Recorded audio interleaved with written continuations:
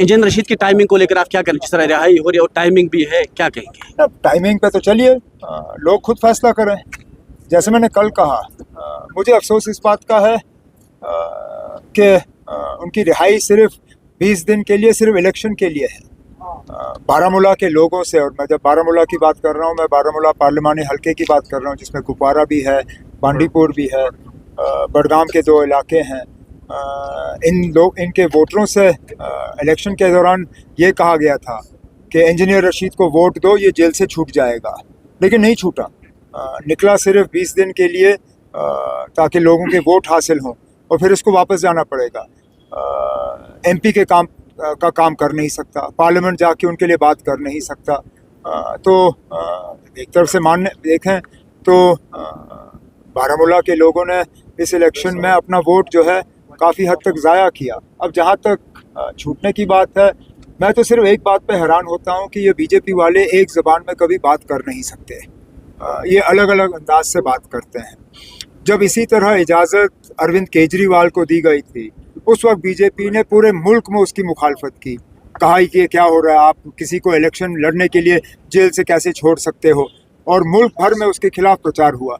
जब इंजीनियर रशीद को बिल्कुल इसी तरह सिर्फ इलेक्शन के लिए छोड़ दिया गया, तो इस चीज़ का इस्तिकबाल बीजेपी ने किया। तो कहीं ना कहीं दाल में कुछ काला तो नजर ही आ रहा है। बीजेपी कह रहे हैं कि इस बार जो है वजीर आला बीजेपी का होगा, क्योंकि आपको क्या लग रहा है जम्मू में आप कितनी सीटें हासिल कर सकते हैं? अगर कश्मीर के लोगों ने गलती की और अपने वोट तकसीम होने दिए, तो मुमकिन है बीजेपी की साजिश कामयाब होगी। इसके लिए कश्मीर के लोगों को अपने अकल का इस्तेमाल करना होगा। जज्बाती उन्होंने एक इलेक्शन में वोट दिए पार्लियामेंट में मेरे खिलाफ।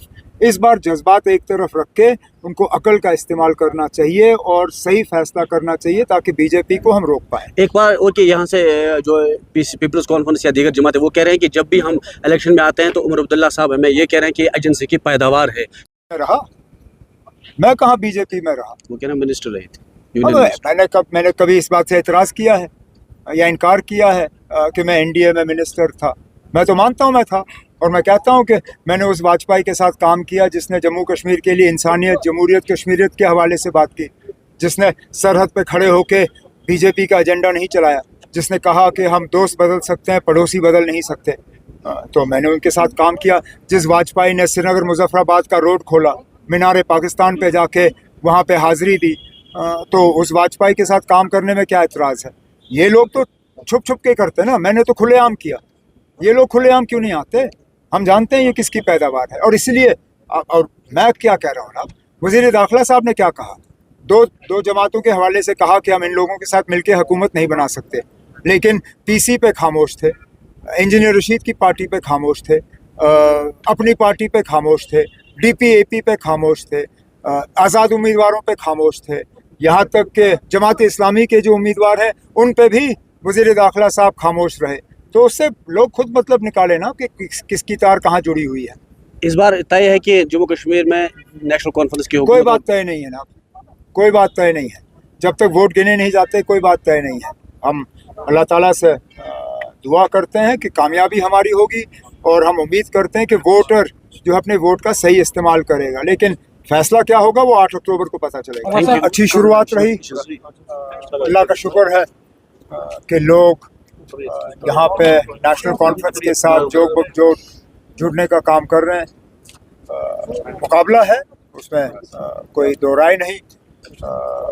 मुख्तलिफ पार्टियाँ आज नेशनल कॉन्फ्रेंस को हराने के लिए मैदान में उतर चुकी हैं, लेकिन उम्मीद की जा रही है कि इंशाल्लाह जब वोट पड़ेंगे तो नेशनल कॉन्फ्रेंस के हक़ में पड़ेंगे।